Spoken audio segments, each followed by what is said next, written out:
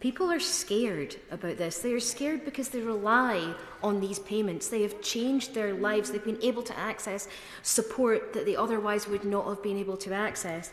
It's very clear that the changes that are being announced are not being created by disabled people, with disabled people at the heart of the decision-making process. PIP assessment providers confirm that worsening delays for NHS treatment are a big factor in the increase in the number of people applying for PIP.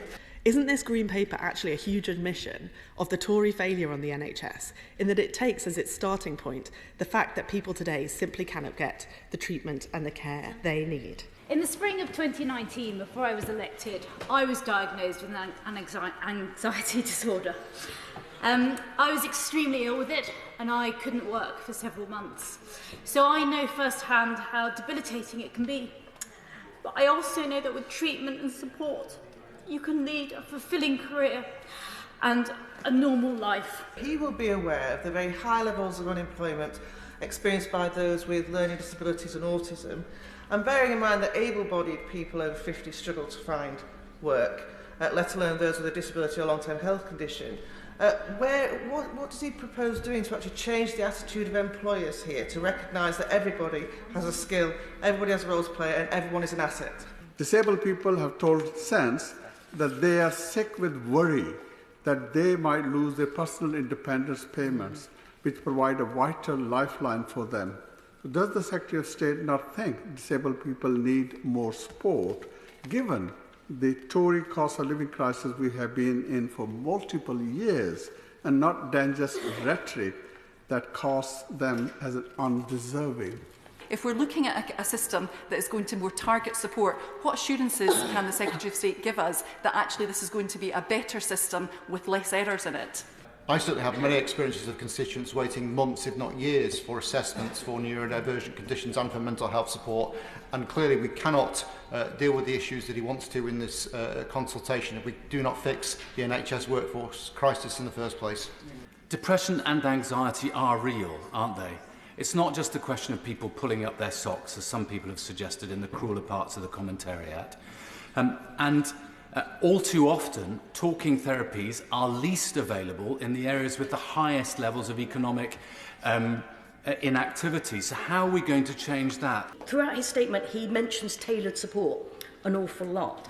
My experience is that when people have, with disabilities, have engagement with the system and have to go through the process where they're making applications, being assessed and so on, that is a cause of great anxiety, and often the decisions are wrong.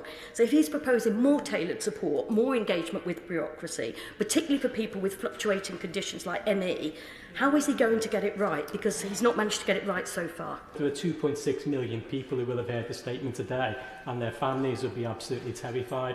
I think a lot of those people will feel that this is just about providing some kind of cuts to services, and I believe that we need to try and support those people and put compassion at the heart of our welfare system. What is compassionate about the language used by the Prime Minister over the last fortnight, where he's referred to a sick note culture?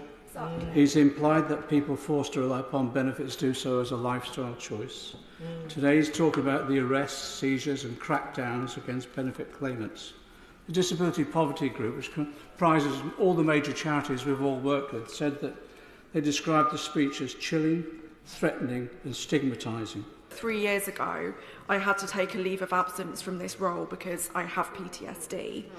And I can tell you that the insinuation that mental health conditions are not debilitating, that they don't affect your ability to go about your daily life or to go to work, that they don't incur additional costs, could not be further from the truth.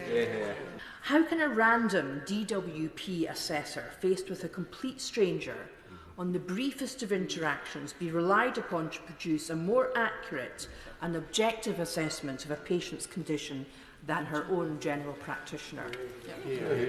The Secretary must understand that the rhetoric coming from government over the last few weeks has been brutal, it's been divisive, and it's been inducing unimaginable terror in the 2/3 of people already in destitution who have a chronic health condition or disability, and the prospect of further cuts is making this situation worse.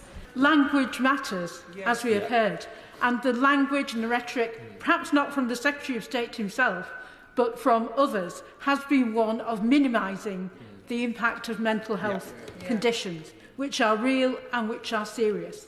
Why isn't the government really focusing on making sure everyone has the support they need to get back into work, rather than falling back into the kind of political posturing that will only add to the stress and anxiety that thousands are already feeling? Announcing that disabled people suffering from certain conditions would no longer receive support payments, but they will instead get improved access to treatment, is frankly one of the most absurd policies that has ever come out of this government in the last 14 years. Even basic access to treatment doesn't exist, let alone this improved access that the Minister is relying on in this fantasy world he lives in. The country today is sicker, and that is the legacy of this government. NHS waiting lists are longer than they've ever been, and that is the Secretary of State's party's legacy.